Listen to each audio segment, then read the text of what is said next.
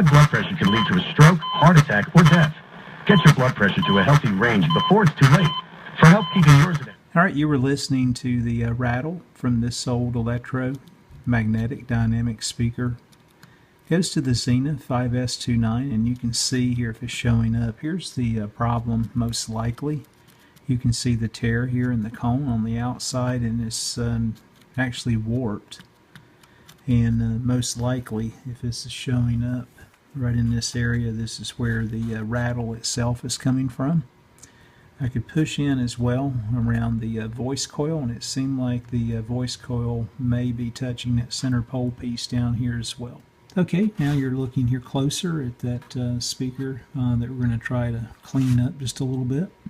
As you can see, I've got some shims cut. Again, I'm just using some 35mm film, and I've got those placed around that center pole piece, the gap between the center pole and the voice coil. And I can tell I've got a little bit of rubbing up on this side because it's extremely tight. It appears the cone itself has shifted over time, and or the spider itself is loosened up. So let's spritz the speaker. Let me show you how I do that, and then we'll go back and apply some fabric type glue, or others have used rubber cement with great results around this surround area, and see if we can tighten this thing back up and kind of reform the cone and reduce some of the rattle that we're hearing. Okay, what I typically do again is just spritz the speaker cone with some isopropyl alcohol. It dries quick, and so let's wetten it up, and then we'll let that set up for a bit, see if we see any change in the form, and then once it dries, we'll go back and apply the fabric glue or rubber cement around the surround. Okay, here we go. Again, the alcohol is extremely flammable, so just make certain you don't have any ignition points nearby if you use this method. And again, I'm just going to saturate the speaker cone itself. Alright, we'll let that dry. Alright, the speaker cone's had a chance to dry. Like I said, just sit it out in the sun for a few minutes. It doesn't take long at all. And I can see I got a little bit of the shape back. There's some, you can see the speaker cone's warped in this area, but again, you'll see some of this Aleene's tacky glue. I've used it in the past with really good results. I usually dilute it just a bit with some water. And I've already got some made up here. I've also had great results with rubber cement or some other sealants itself that are more of a rubberized product. But what I'm going to do is just lay a bead around this. I'm not going to try to remove the gasket itself, and just lay it on pretty thick and heavy, then just take a brush and brush it in. We'll let it set up and dry, and then we'll see if we get decent results or not. Again, you can see I'm going to just go kind of heavy around this area and just lay a thick bead down.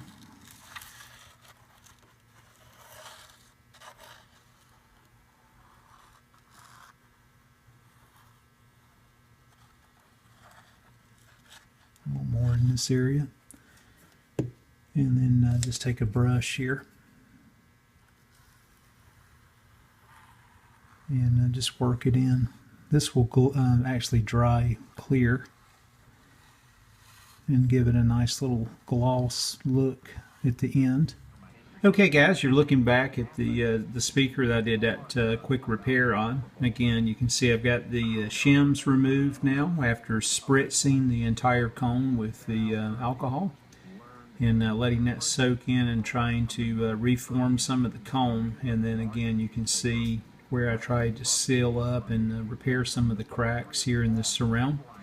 One other thing that I discovered as well, the surround itself was lifting from the basket, so I tried to be as cautious as I could be and put some epoxy down or rubber cement up underneath the gasket itself by lifting it without doing more damage here to the surround or cone. So it's been setting up now for about a day. Again, let me get these clothespins off.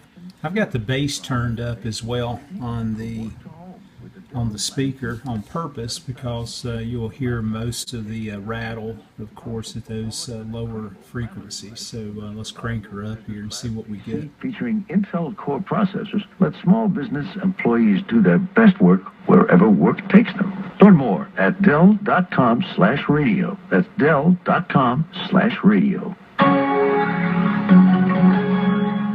As an entrepreneur, you're always on the go. It sounds a lot better. I still hear just a tick of rattle. I might have, just a little bit of separation still here on the surround itself. Or it could be, again, that issue I was talking about with the voice coil itself rubbing the center pole piece. Let me crank it back up here really loud and see what we get. It seems like only yesterday when we first heard about credit cards embedded with high-tech chips. Technology sure can change fast. Our CBS News colleague Dana Jacobson visited one company that's trying to stay a few steps ahead of identity thieves. MasterCard's Matt Barr and his team are working on creating more secure technology like tokenization, which is used I tell you what, that's probably 90% better. And I definitely don't hear the rattle that we heard before. I'll replay the before and after here. We'll do a comparison. So I think I'm satisfied with the repair.